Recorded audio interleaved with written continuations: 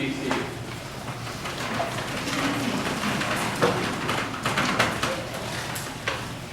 I'm going to invite you to finish these phrases for me. Laugh and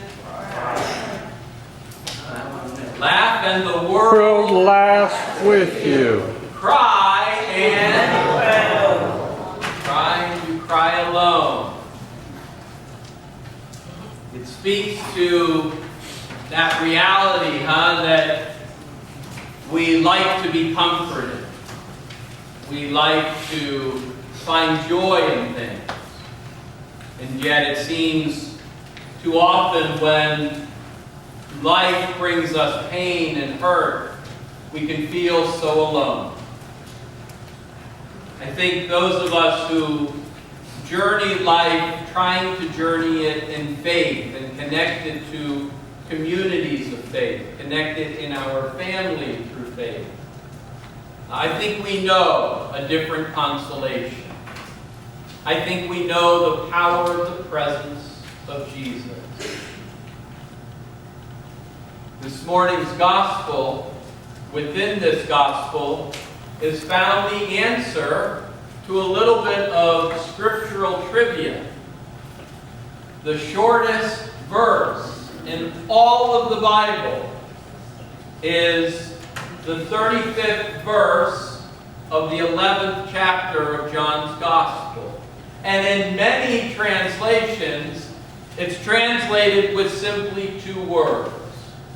And they are, Dorcas? Jesus wept. Jesus wept. Jesus wept. The power of John's Gospel's testimony.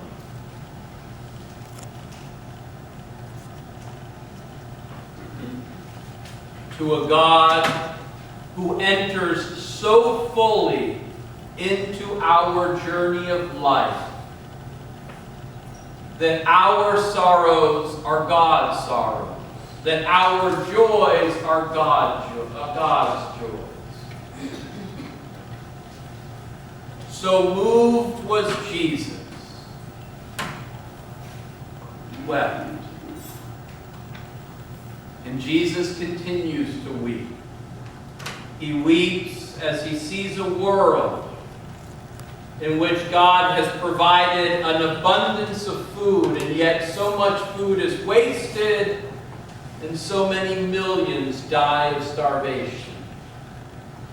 Jesus still weeps when he sees a world still torn by war and division, most especially wars over our religious beliefs. Jesus still weeps. When members of our human family are denied their basic fundamental human rights, they're treated less than human, perhaps because of their national origin, their ethnicity, their sexual orientation, their gender, their age, and a variety of other things that people are made to feel less than, are made to feel alienated from. Jesus still weeps. And he weeps in each and every one of our lives. He knows our struggles intimately.